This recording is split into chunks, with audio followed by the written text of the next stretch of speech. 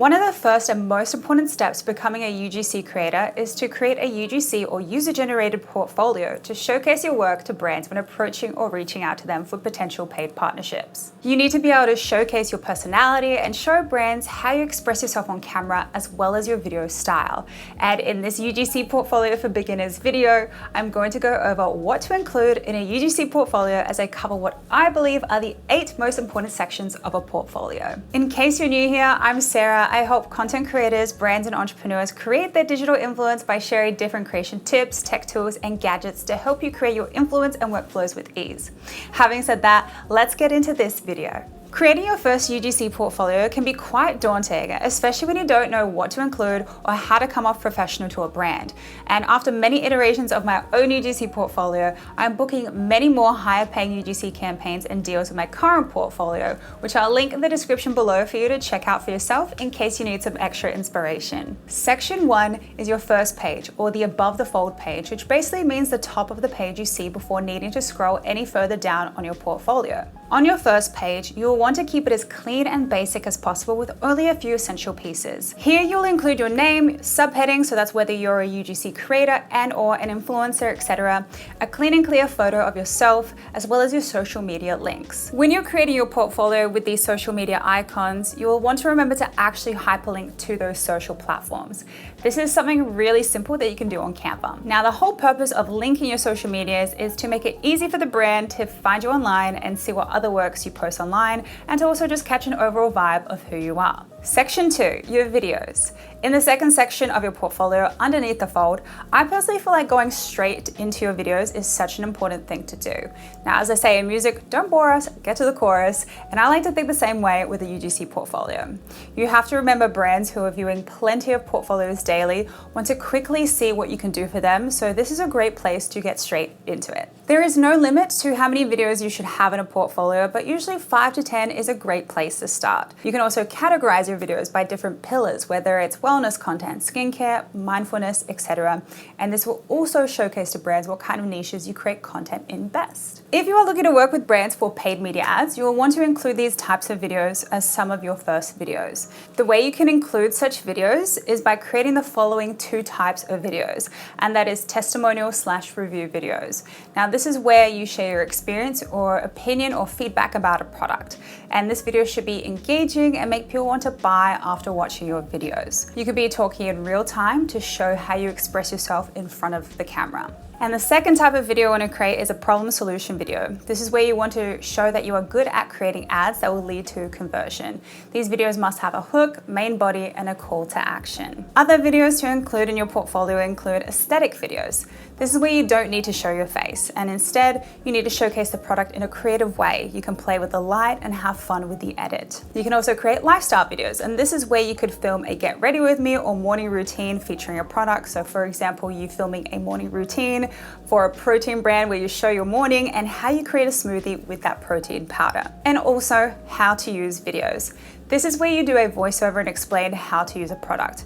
You clearly explain each step and combine it with engaging clips. With all your videos within your portfolio, you want to remember to turn off autoplay and make sure your very first video is one of you talking. If you want a deeper dive into the different types of videos for UGC, I highly recommend you check out my other video called How to Become a UGC Content Creator, and I'll leave a link in the description below for you. Section 3, photos. While creating your videos, you could also take a few pictures at the same time with some of the products that you have. This way you will have photos that you can add to your portfolio, so you can also offer to brands to take UGC photos of their products. Here you'll want to include 2 types of photo samples, and the first one is product photos.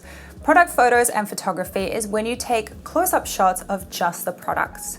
For example, they're typically taken on a DSLR camera to give a more professional look and feel. And the second type of photos you want to take are UGC photos. Now, UGC photos are more lifestyle-like photos where you see the user, in this case, that would be you, using the product. And those photos are not professionally produced. They look authentic and people can relate to them. And most often they're not a shot on an iPhone. But if you want to get fancy, you can also shoot them on a DSLR. So once you have taken all of the photos, you will want to put all of the photos that you've created for your portfolio after or underneath your videos section, and include both UGC photos and a few product shots if possible. Section 4, testimonials/previous clients.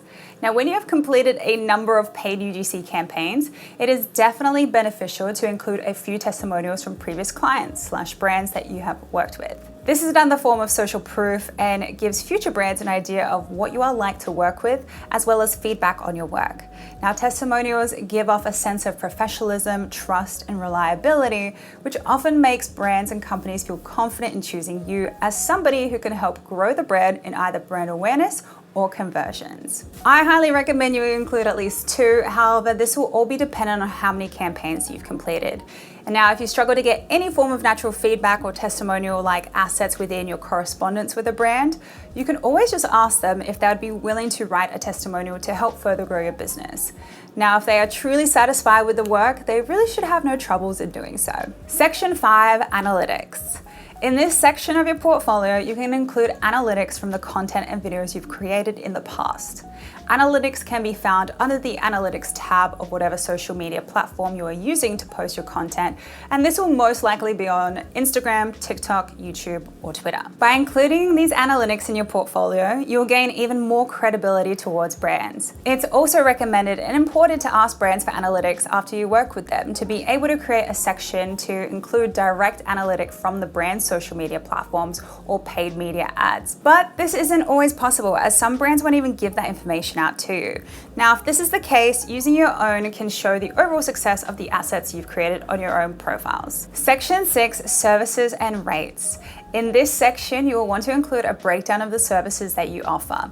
This can be from the types of videos and photos you can produce, as well as what you include in the overall videos. For example, you offer a 10 to 60 second short form video in vertical format, and it includes your filming, editing, hook, call to action, sound, music, text to screen, voiceovers, etc. You kind of get the idea. This is a great space to also write in your rates if you prefer to have them displayed.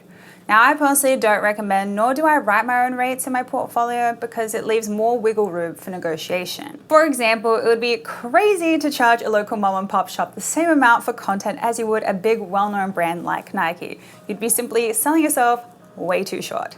So if you do choose to include your rates, just make sure that you write starting at, because your rates are not definite. Section 7, About You section. The About You section is really meant to be a brief introduction to who you are and what makes you stand out, and why a brand should choose you over other creators. This could include whether you have professional photography or videography experience, any certifications you might have obtained, any additional experience with social media, content creation, or advertising that gives you a leg up above other creators who just might make content. If you don't have this kind of additional experience, that is okay too. You can simply summarize what you do and why and how you got into the field. Additionally, you can create a small intro video for your portfolio in which you can talk about your experience.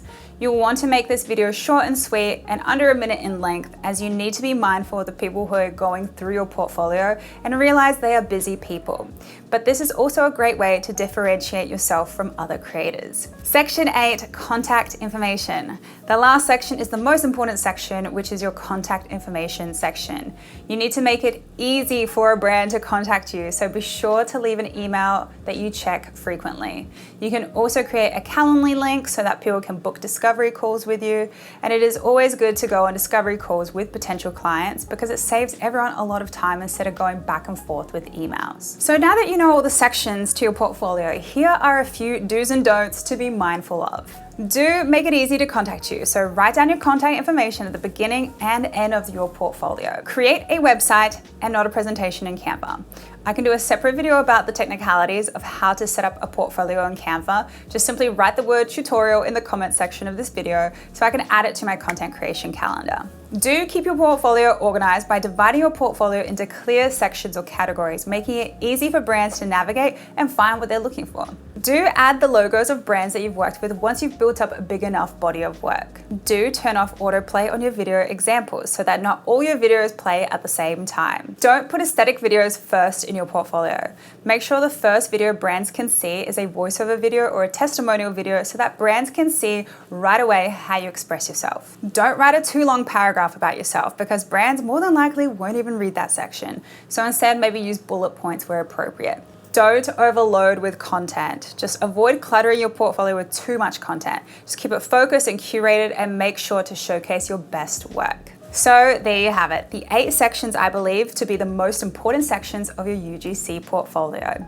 If you found this video useful, please give it a thumbs up, subscribe, and share it with a creator, brand, or entrepreneur with whom you think this would really help. And if you need a little inspiration or guide for how to lay out your UGC portfolio, you can check mine out, linked in the description below.